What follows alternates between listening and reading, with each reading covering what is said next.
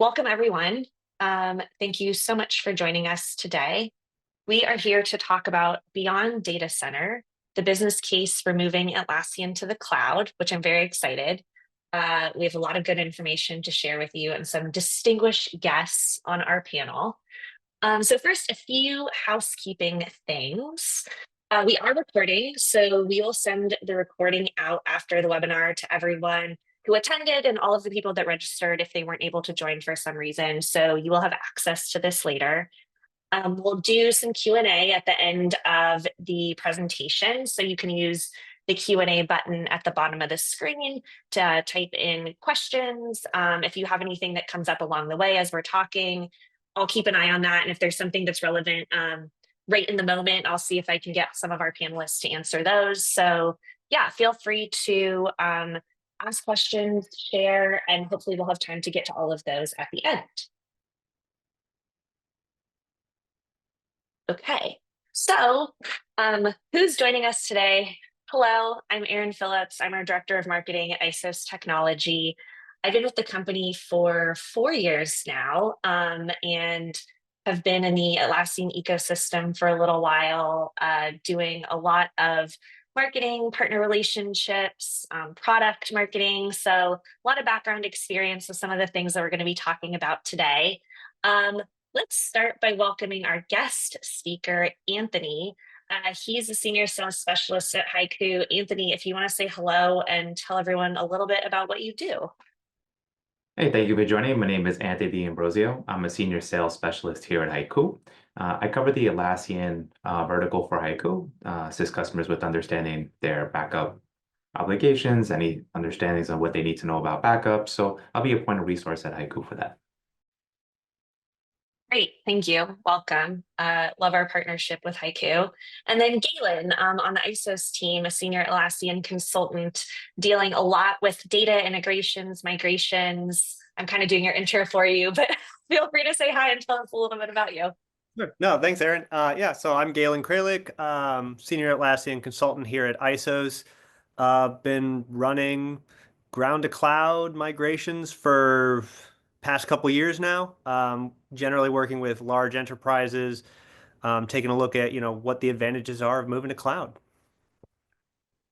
Awesome. So yes, Isos Technology, we're an Atlassian Platinum Solution partner, have strong relationships with marketplace partners like HYCU to supplement the Atlassian tools that all of you have. So yeah, really excited to share some of the newest updates with you today. So we're going to go ahead and jump in. We have been talking about migrating to the cloud for a very long time now. And I would assume this is not the first webinar where people have heard a pitch about Atlassian Cloud, right? Everyone's probably like, we've heard this. What's new?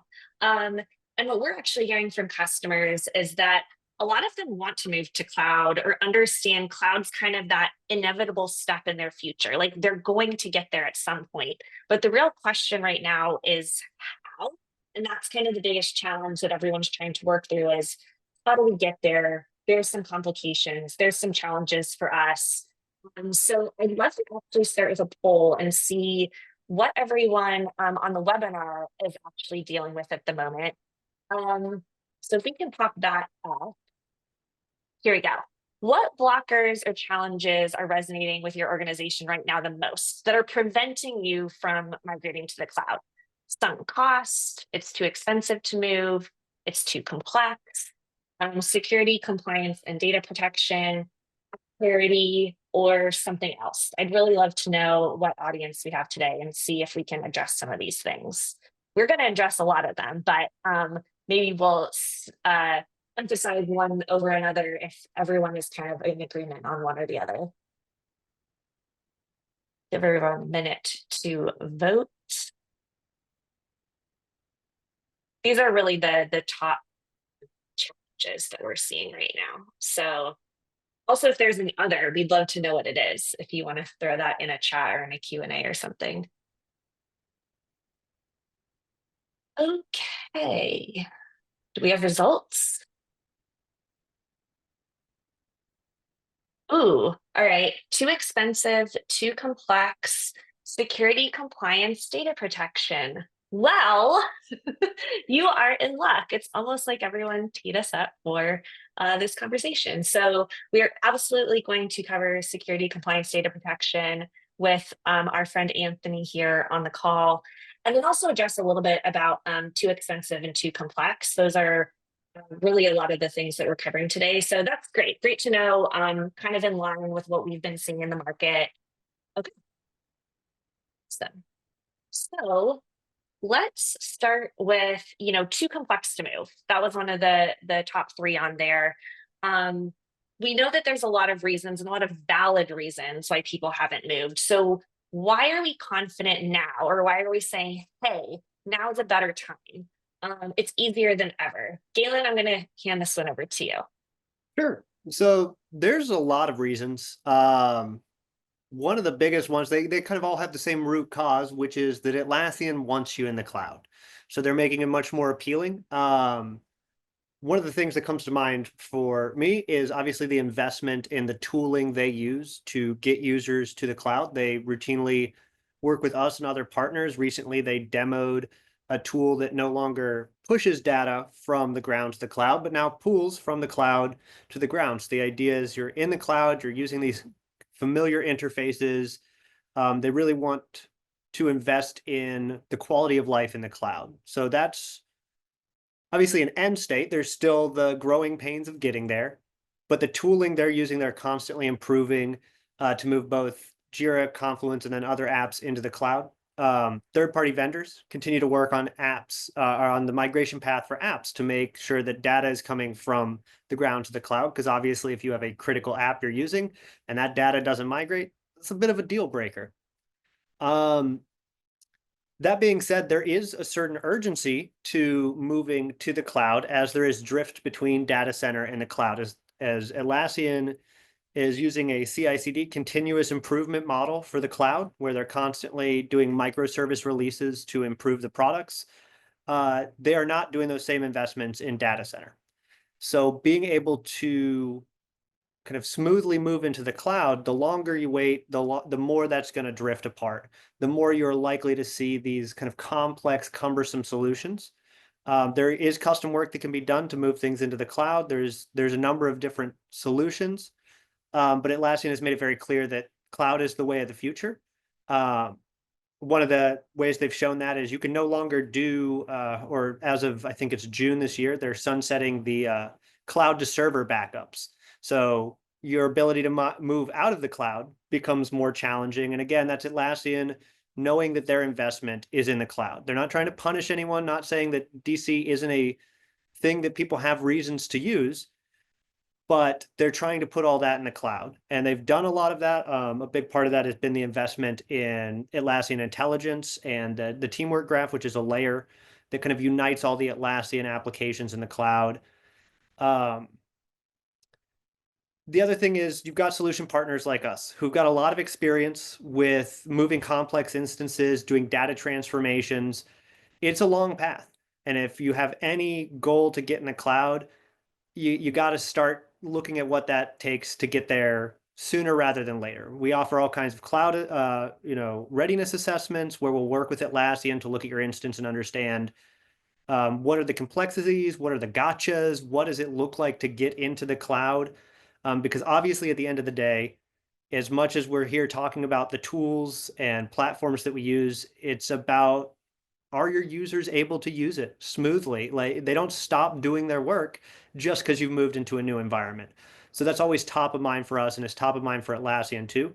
So there's a ton of tools and resources out there. We've worked hard to aggregate them, continue doing webinars like this, and have other resources available to you to kind of give you not just the peace of mind in moving to cloud, but the understanding. You should always make an informed decision. And there is more information out there about the details of moving to cloud than ever. So starting that journey, I recommend sooner rather than later. If you have any interest of ever being there, which based on the way Atlassian is pushing their development investments, you should have a plan to get to the cloud, even if it's just exploratory at this point. Thanks. You brought up some really good points. Like what you said about, no matter how complex an instance is or that migration looks, there are best practices to speed up some of that timeline, reduce some risk, but it takes a lot of preparation, usually a lot of effort and cleanup ahead of time, and consideration of all of these different things that we've talked about. You know, what functionality is the most important to you on day one, like when you get there. So I think that there's just so many different things we could go down as far as like what you need to evaluate when you're thinking about a move to cloud. Anthony, I don't know if you have anything you want to add about like getting to cloud. I know most of your customers are coming to you once they're on that migration journey or already in the cloud. Yeah, I mean, the migration is, it can be simple to complex depending on, your type of environment, but once you're there, there's a lot of benefits to being in the cloud versus, still on premise, obviously the difference between the products, but, overall, I mean, once companies move, I mean, they're fairly happy with it, with that process and once it's completed. Awesome, thank you. We're going to actually stick with you for a minute. So, and the most responses that our poll received are about security, compliance, data protection, backup, and obviously when people are considering that move to cloud, sometimes there's this feeling, well, okay, we're going to have a little bit of loss of control, right, over our instance, and that can be scary, especially for clients that need to remain compliant, might need to maintain some control. So luckily, there's folks out there like HYCU who can help with that. But talk us through like what that looks like. How do we alleviate some of those fears for people going to cloud? Sure. Once you're in the cloud, right, as Erin mentioned, you might have access to your data, right? Or you feel like you won't have access to that. But HYCU actually, as a backup platform, actually gives you access to your data.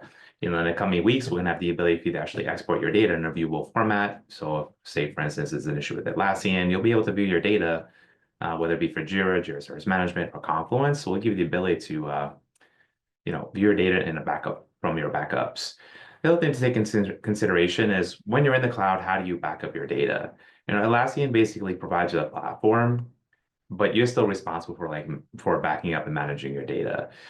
So HYCU basically comes in to help fill that gap, right? There's a shared responsibility model by most SaaS providers that states that we'll provide a platform, but at the end of the day, if there's like an accidental deletion, there's a corruption of your data, or something specific to your instance of the SaaS platform, you're responsible for recovering that data or making it right. An admin goes in there and makes a mistake, a configuration change, and it affects your data. So, we're helping customers, address those type of concerns from an instance level all the way down to a very granular level. Someone deletes something accidentally, you can quickly go back and restore it, leveraging HYCU. I think we have a few visuals to share here too that give people an idea of why backup for the cloud and what scenarios they might want to think through where this would be important. Sure. When you're thinking about a third-party backup application, there's a few things that may come to mind. And these are some examples, right? You have, data retention requirements that, typically on premise, you're creating snapshots, you're creating database backups, you can store them, you can archive them for as long as you need them. Typically, when you're in the cloud, you may not necessarily have that ability. So with HYCU, you can have your retention, you can set your retention policy for as short as long as you need it. You need it indefinitely, not a problem. You need it for 3 years, great. You need it for 3 weeks, it's not a problem. So it can help you meet like PCI, PII, and DORA compliance. In addition to that, we have a bring your own backup storage model. So you have full control of your data. So we don't actually store your data. You put into your AWS, Azure, Google Cloud. You can even back it up to your on-premise environment as well if you need to. Now, one of the things I brought up earlier was what happens if, Atlassian is down? Well, and you need offline access to your data. We actually provide that. You can actually, you need some information from your Confluence, there's some knowledge sources or data you need to view and you need to have access to, you'll be able to extrapolate that from your backup. The other thing is backups in general, right? Most organizations, I find, when they're backing up the on-premise instance, the the backup capabilities are very limited. You're really backing up like a database and a virtual machine. So it's an all or nothing thing. So if something fails, you're doing a complete restore. You're not restoring like a single record or project or epic or space or things of that nature. So once you go to the cloud, you actually have more functionality that's available for you. You can actually restore from all the way from a top level to a very low level object. And then when you're in a large project, say someone accidentally completely deletes a project, and you're like, oh man, I got to do a complete system restore. No, you don't have to do that. You can just restore the project itself. If you just need a subsection of it, you can restore that subsection of it as well. So these are capabilities that are available once you migrate to the cloud, leveraging HYCU.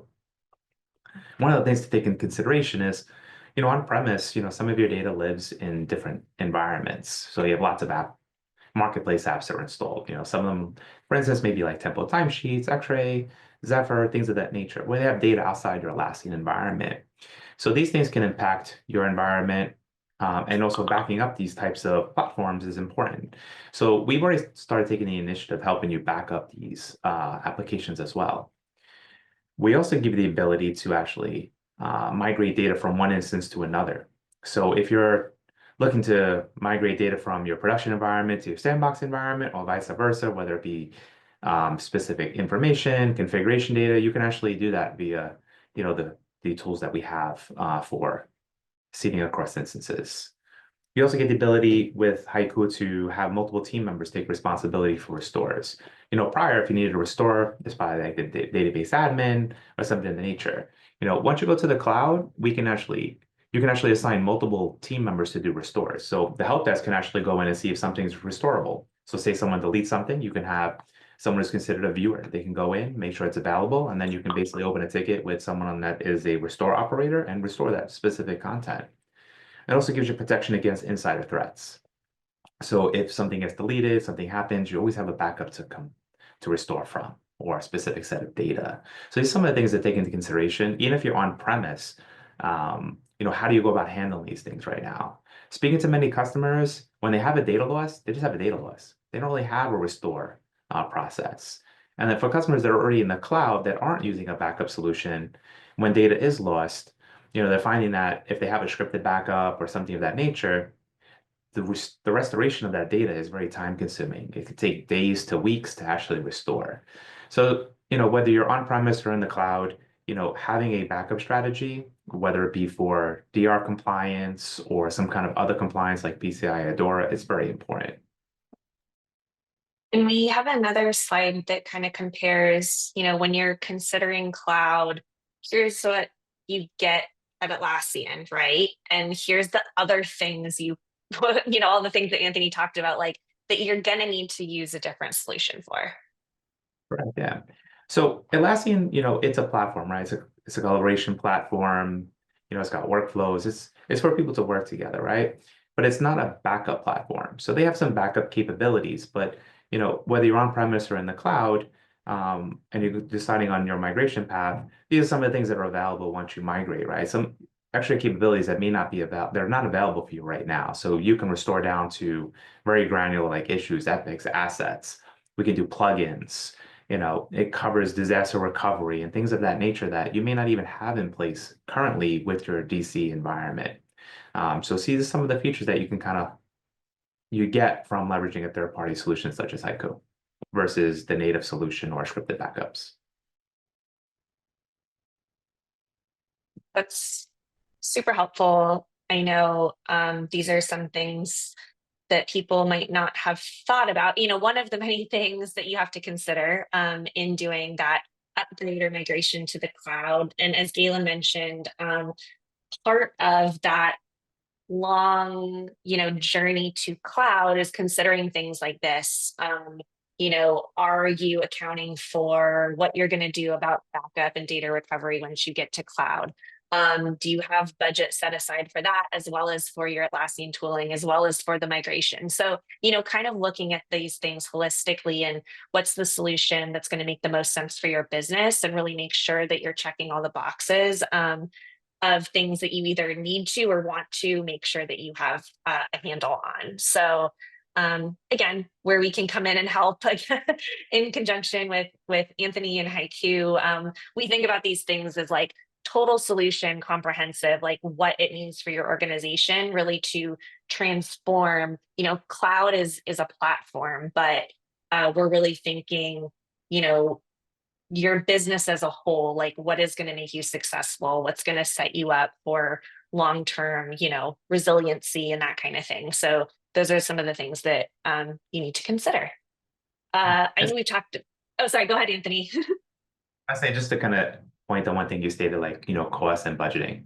Typically when you're on premise with, data center, you already have some costs associated with that, whether you're backing up, creating snapshots of virtual machines or databases. So there's already something it's already costing you something to back up on premise. So when you go into the cloud, all you're doing is shifting that cost over to backing up your cloud environment.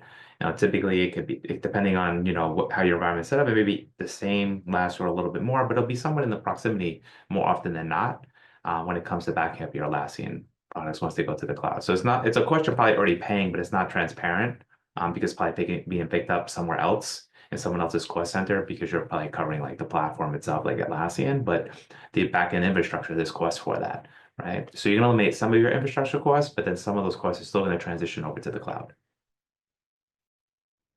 That's great clarification. And I think a little bit later we'll talk about total cost of ownership on DC versus cloud. And those are some of the things that, cost shifting and like their cost center, or, they might look different on one versus the other. That all comes into play when we're thinking about, the business case for cloud. So we've talked about some of the, challenges that people are still having in getting to cloud, complexity being one, obviously security, compliance, data protection being another. I want to talk about some of the fun stuff. So why are people trying to get to the cloud? Like, what are the benefits of being there? Why are there these incentives to get there? So I think the biggest, or maybe the buzziest driver right now is AI. Something that everyone's really excited about. You are only going to be able to take advantage of those capabilities in the cloud. So I want to pop up another poll really quick and ask, what are you most excited about AI helping with once you're in the cloud? I know for some people you're like, hey, we got to get there first. Like that's a big undertaking. I don't even know if I, can think about this yet. But these are some of the things that people have been seeing the benefits of AI with: prioritization, taking action, team collaboration, tracking progress, reporting, and insights. So we'd love to see what there's maybe some excitement or buzz around from our audience here.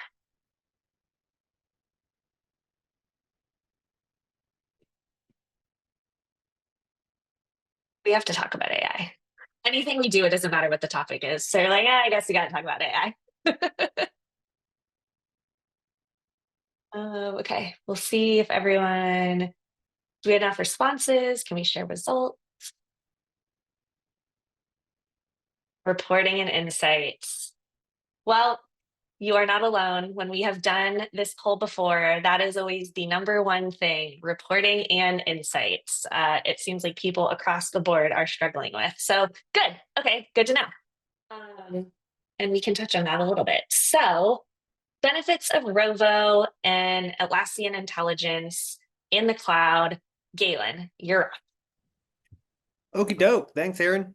So the first thing I want to say about Atlassian Intelligence is over the last couple of years, they've invested heavily in the implementation. So it's an underlying layer. Rovo is one of their kind of flagship, I guess you call it products. It is a product that is built on Atlassian Intelligence.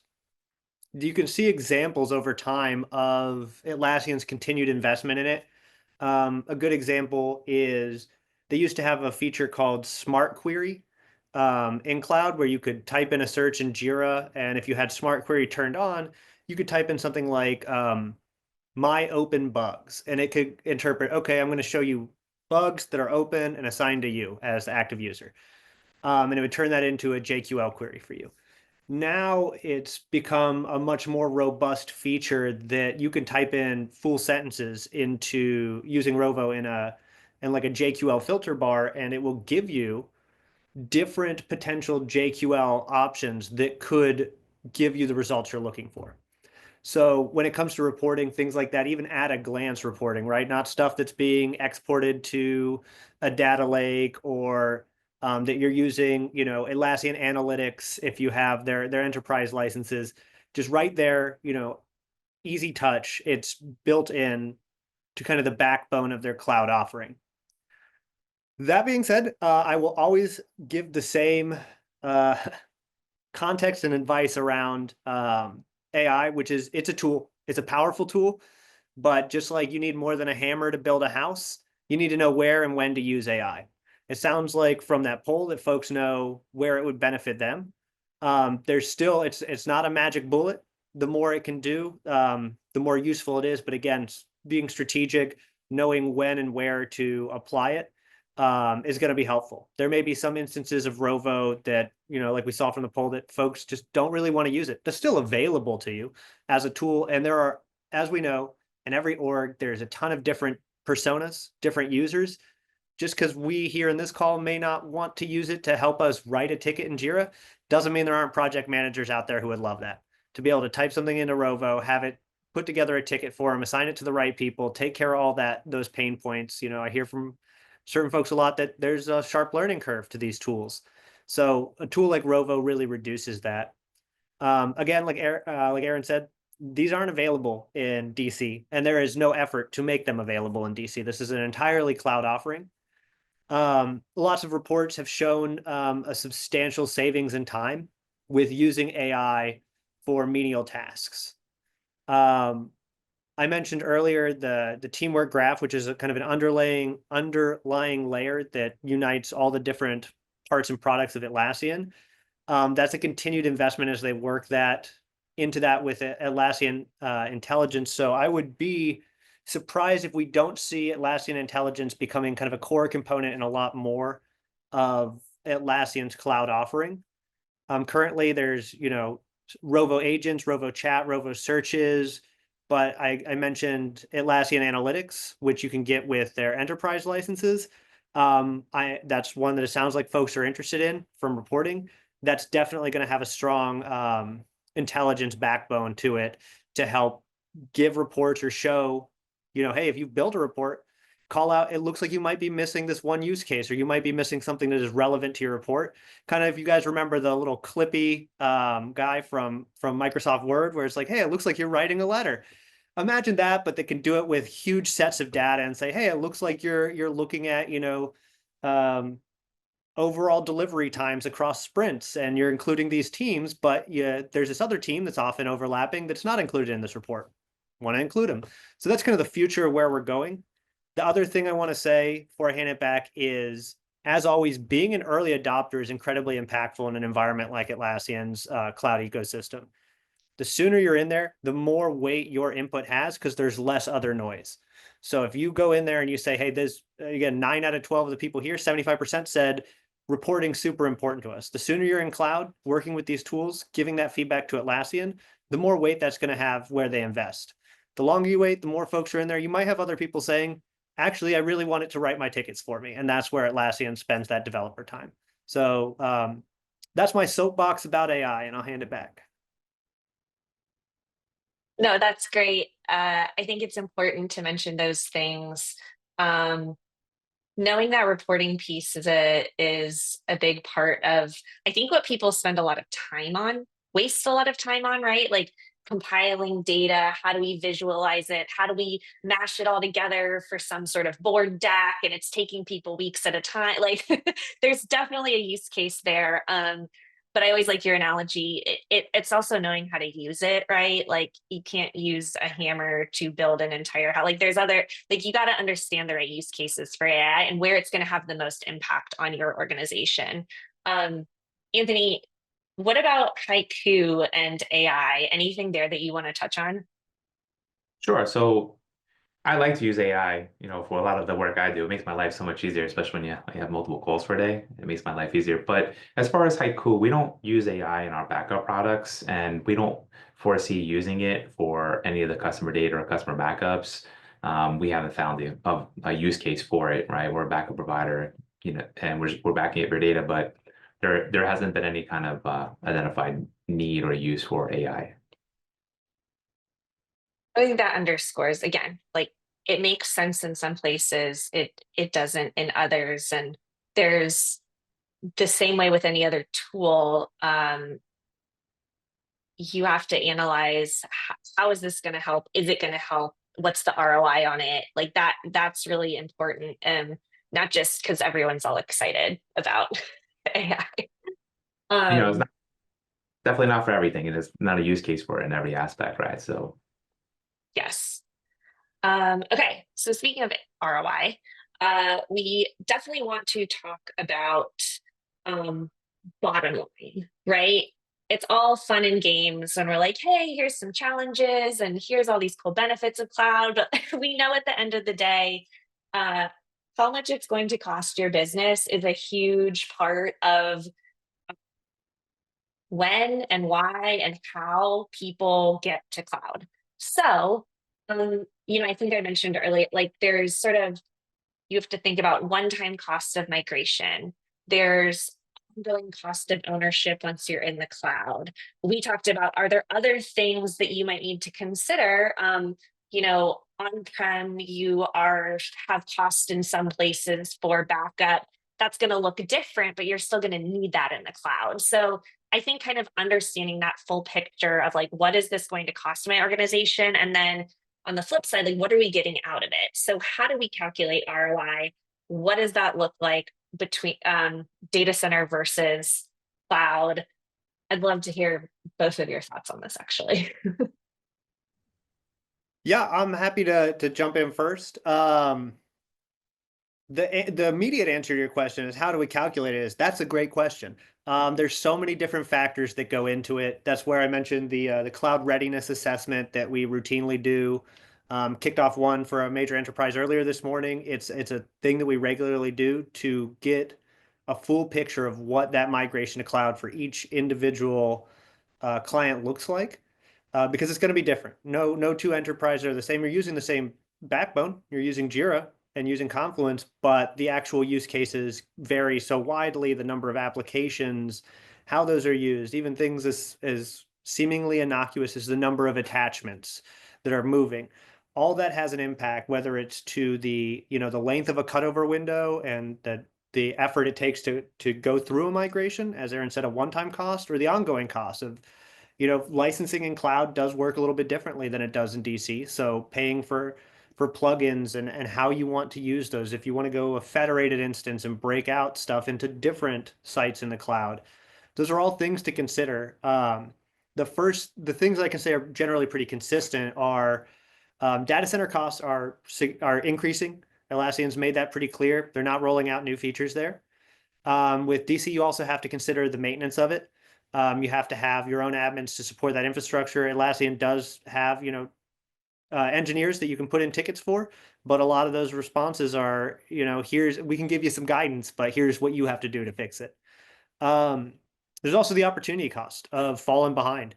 And I mentioned earlier that continued drift between cloud and DC. The longer you spend on DC, the harder it is to get some of that parity you might think, especially if the reason you're staying in DC is because you've dug your heels in on something and you don't want to make that change.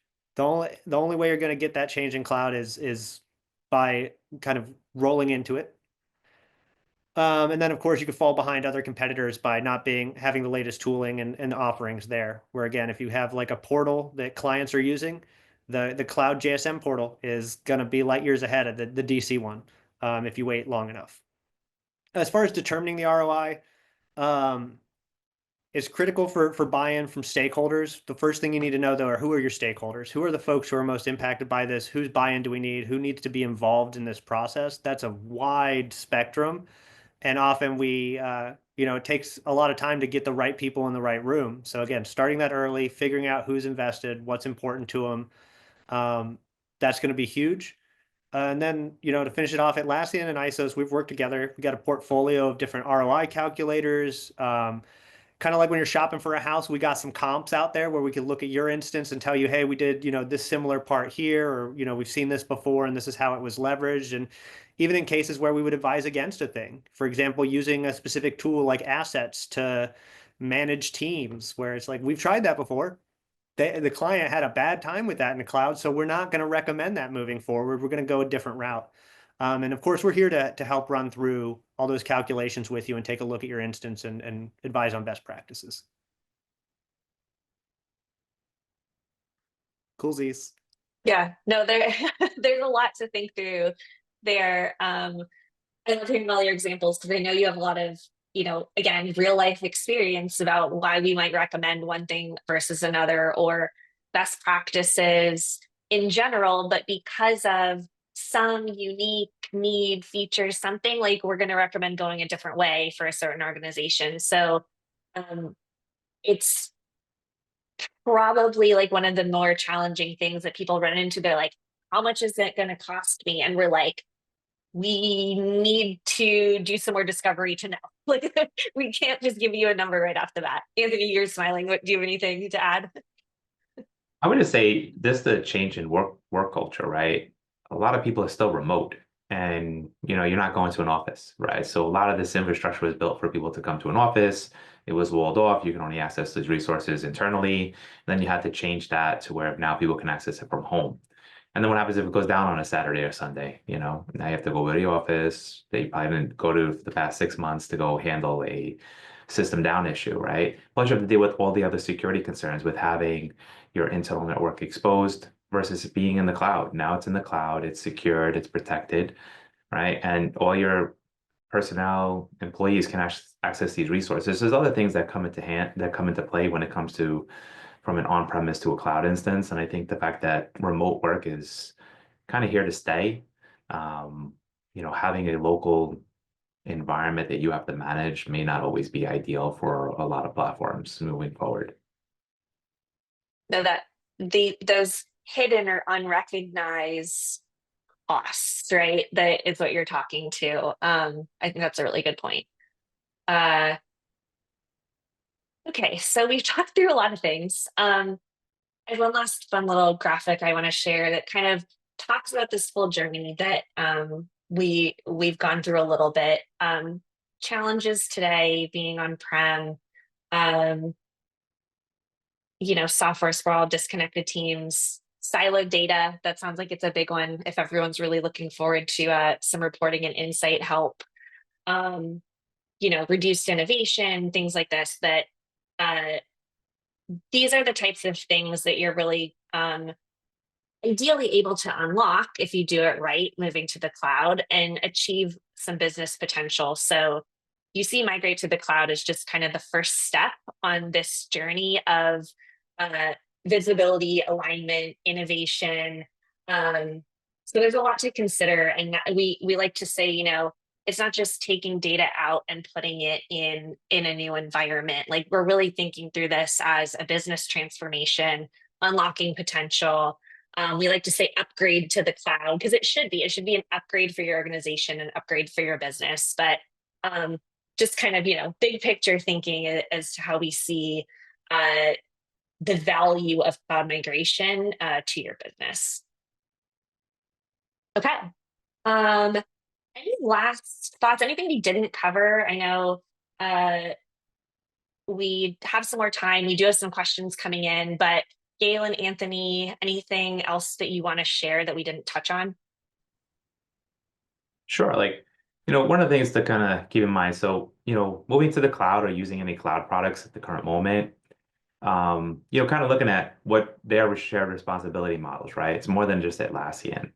A lot of them may have some backup functionality, but it may not necessarily be ideal. Some don't have any. So, if you visit HYCU's website, you'll see we have 80 plus, products that we're backing up because there's really no backup or restoration available for these products, right? You really need something like HYCU to do that. And then for the few that do, you could just do a full backup. You realize something 2 weeks later, you got to restore. You can only do a full instance restore. So then you lose 2 weeks of data from that point. So really understanding, once you're in the cloud, like the power of the cloud, but also just, maintaining your data and understanding the shared responsibility models for the different platforms. And on my end, from the migration perspective, and data transformation, I mean, change is scary. There's no way around it. But incremental change is lasting change, and that's where we recommend. It's not some fly by night thing to move to the cloud. It's not that you wake up one morning on a Monday and everything's in the cloud magically. It's a long path that involves a deep partnership between a lot of different partners. You as the end user. Of course, Atlassian, generally a partner for an enterprise of a large size, and a shared vision of success to reach that goal. So again, as they say, a journey of 1,000 miles starts with a single step. You got to first start thinking about kind of what are the things to get to that destination, what's the route we use to get out of our current neighborhood. And I would recommend that you start thinking about that sooner rather than later, because that's going to be, kind of to Anthony's point, applicable for anything you want to do within within Atlassian. If you want to start using a new plugin or just a new project or issue type, even those smaller things, you have to start thinking about, like, what's that transition look like? How do we communicate that to users? Who owns it? Who's responsible for these things? So the sooner you start thinking about those and mapping it out, I think the more digestible the whole move comes. Because at first it's a huge undertaking. It seems overwhelming. But we've done so many of these, it does take time. I can tell you firsthand that we always get through it. But sometimes it takes more investment than folks are ready for. They think that someone else will come in and just do it, and we can, but we want to make sure it's what you want as an end state, and that's where we require that collaboration. So those are really my call outs, that this is your future and your investment in it is paramount to your success. I love that. And you touched on the effective change management piece, which again doesn't just apply to migrations, but any change you're making within your organization, whether it's to tools, to processes, to teams, like that. Not just the technical piece of we're getting the data out of here and putting it in here, but like really enabling change throughout the organization, I think is something to think through. And part of why some of these things take a really long time is, like you said, like getting the right people to the table and having everyone have a shared vision of what's that's gonna look like, and then getting buy-in across the organization from maybe people who are resistant and have had their project in DC for 10 years and they like how it is. So there's a lot to consider there. We have a few different resources that I want to share for anyone asking the webinar looking for more information. The first one is a white paper, how to migrate from data center to Atlassian Cloud in 9 steps. We really break it down for you, things to think about, go a little bit more in depth about some of the things that we talked about today, and kind of give you a good roadmap for what this might look like for an organization, all the different things to think through as you're planning a cloud migration. So check that out. And then if you want some more information on data protection, backup, recovery, HYCU has also shared some more information, QR code, or use their link and go check out some more on their site to give you a better sense of, well, we think everyone should be using how this might apply to you as you're considering your move to the cloud. Okay. And with that, I'm going to open it up. So we do have some Q&A, some questions in here. A lot of it is technical. So first one, a concern is there's no Bamboo in cloud. So migrating from Bamboo build plans and deployment projects to Bitbucket pipelines. Galen, I'm going to see if you have, Yeah, that's and I think Jonathan's right. That's more of a statement, right? But those are exactly the kind of things to consider. That's a transformation, right? Is how do we fit this thing that's not like for like? Bitbucket pipelines. It's come a long way, but it's not. it doesn't have exact parity with Bamboo. So looking at what needs to move, what that end state is going to look like. I know we've had some folks from our service management team who've done some pipeline implementations and also some Bamboo ones. So again, we have some folks with the expertise of what that looks like to, move from Bamboo to pipelines. I don't have any firsthand experience myself, but I do know that we have done that. And so that's the type of thing where when we go through a cloud readiness assessment, understanding those types of things really helps paint a picture of, what's important to you, your users, and is, who we need to get involved from a resourcing perspective on our end and engage at Atlassian to make sure that it's a smooth transition.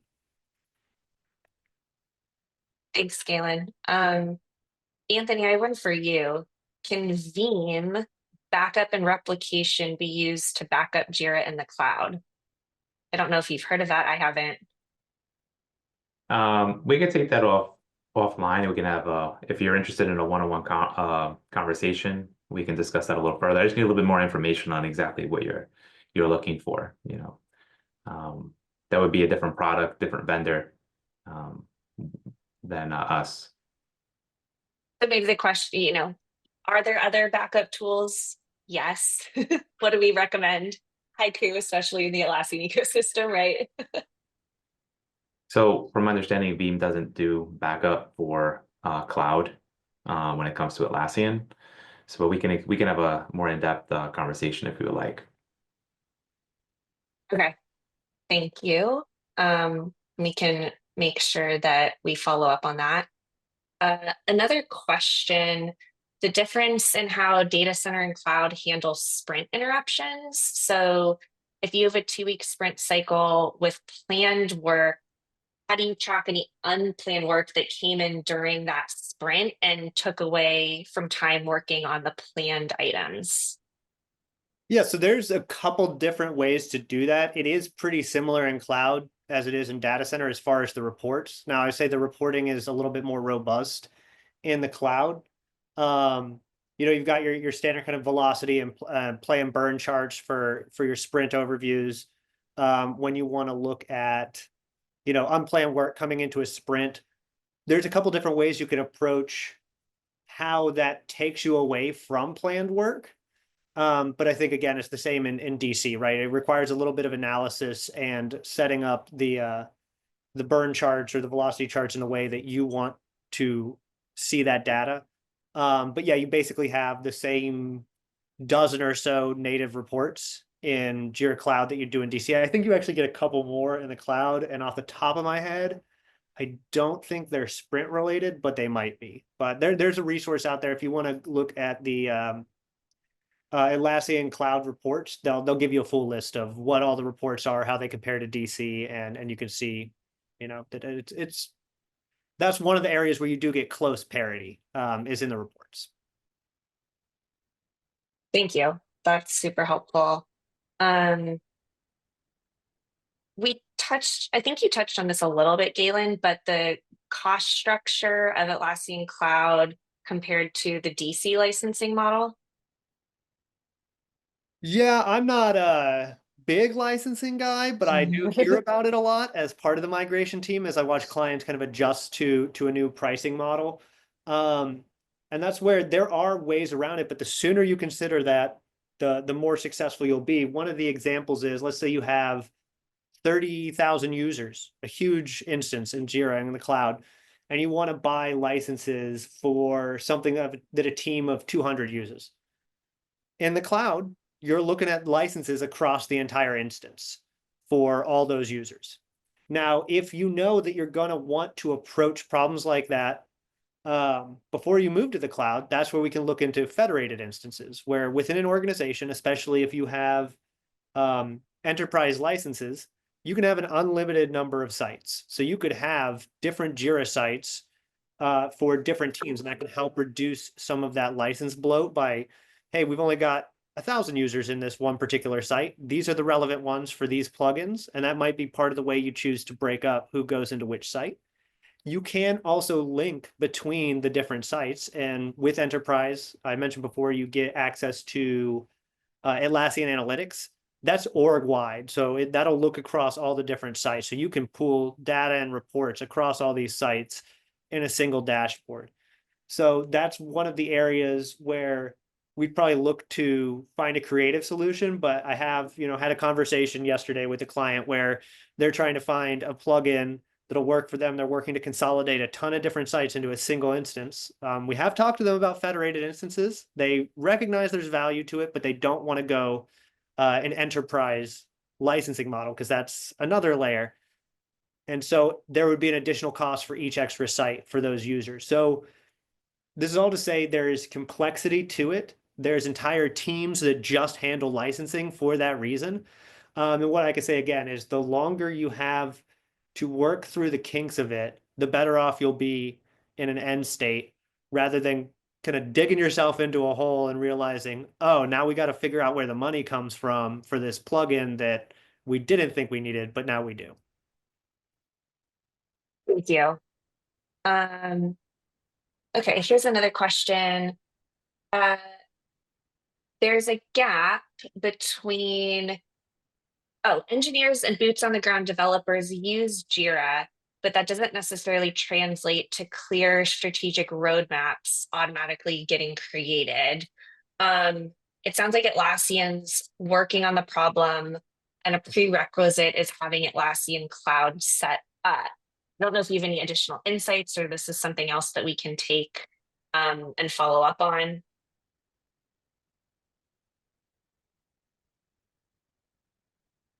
So using Jira, end users of Jira translating to strategic roadmaps getting created. Sorry, I'm rereading this one. Yes.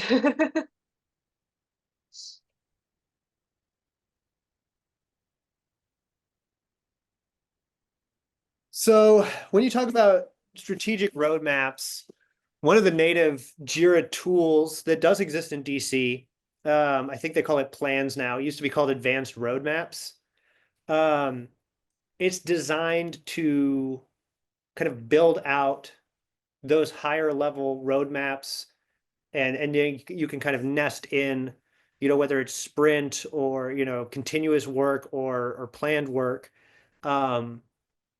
Within that larger roadmap. I know that there's been a lot of clients, or sorry, plan. I'm gonna get used to calling it the new thing.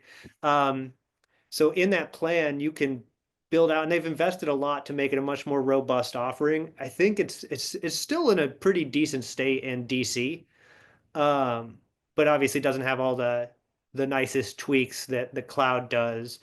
So if I'm understanding that question correctly, I think that would be kind of it sounds like that'd be a cultural shift to, at a higher level, build in the processes for those developers and folks working out of those, individual tickets, whether they're bugs or tasks, and, linking them up to epics and initiatives that roll up into a larger strategic roadmap through plans.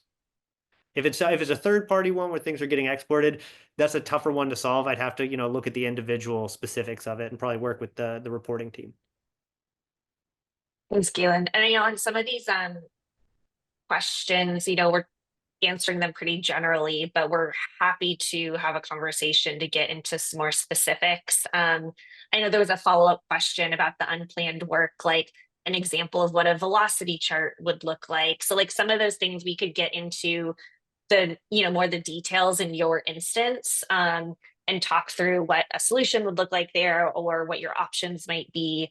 I think have a conversation with us is basically the answer, and then we can kind of get out of generalities and into the specifics of what you're really looking for. Yeah, on that one I did drop in an Atlassian community link that's Perfect. exactly this question, and it's folks using a sprint report and some different options, but yeah, hopefully that'll help you out. Don't want to leave you empty-handed on that one. Awesome. And then I did have a question, Anthony. So, if someone is in the cloud now, they've migrated, they're using HYCU, like what support is offered? We can talk about on the ISO side, like post-migration support that we have, and that's generally about again, some of the change management, some ongoing tool optimization, or managed services if you're really looking for day-to-day operational support. But what about specifically in that backup data protection area? Like, what support options are there with HYCU? Sure. So at a high level, we have 24/7 worldwide support. So if you have any questions, you need assistance, we have our team is over 300 people. So we're able to provide support, 24/7. On when it comes to like edge cases, so if you have a specific backup case that you're looking for that we may not address, you can actually raise that request and we can evaluate it and see if other customers have raised a similar request and determine where that would fall on our development lifecycle. So we constantly do develop new functionality. We have a lot of new functionality coming out the end of this month, beginning of March, based on customer and partner feedback. So we're constantly expanding the product. If you have a use case that obviously can't be addressed by the current Atlassian APIs, obviously we'll work with Atlassian to try and get some support on their side to update their APIs to possibly address that edge case, right? But we are still kind of holding to what's available. But we're constantly expanding the functionality, the features of the product. Our platform supports multiple different products. We provide tons of support. In addition, when you become a customer, we assign a customer success engineer. So at any time you can reach out and we'll help you with your onboarding, with configuring your system, making sure it's ideal. We'll provide recommendations on best practices. So we're always available to make sure that your backup experience is as smooth and seamless as possible, because the last thing you want to do is purchase something and not use it the right way. And then when you have to go do a restore, it doesn't have what you need, and then we all fail, right? So we are definitely focused on your success once you become onboarded. Even during the POC and trials, we also provide support, just as another note too. Thank you. That's super helpful. I know a lot of times that, like, who can I call if I need help, right? Like, that's really, and again, as a partner, we can help facilitate that. But knowing, especially for something as important as data recovery or, restore, like those are things where people want to make sure that someone's looking out for their success. No, Right. I want to definitely. be, oh, sorry, go ahead. So definitely, I mean, that's the first failure of a product, right? You buy something and you don't really have a designated point of contact. You really can't get it implemented correctly, right? So you scramble. So we eliminated that gap or that issue right off the bat. We assign somebody as soon as you get onboarded. Perfect. And we love working with HYCU. That's one of the reasons why. Well, I want to be cognizant of time. I know we're right about at the top of the hour. Thank you, Galen and Anthony, for all of the information that you shared today, your willingness to answer questions. I know they would both be happy to talk to anyone who has further questions or wants to get into some details after the webinar. But yeah, thank you everyone for joining us. Hopefully this was valuable and helpful to you. As a reminder, we'll send out the recording so you'll have access to this so you can reference it afterward. And yeah, really, moral of the story, reach out to us if you have more questions.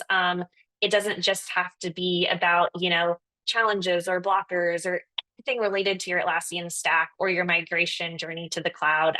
We are happy to help.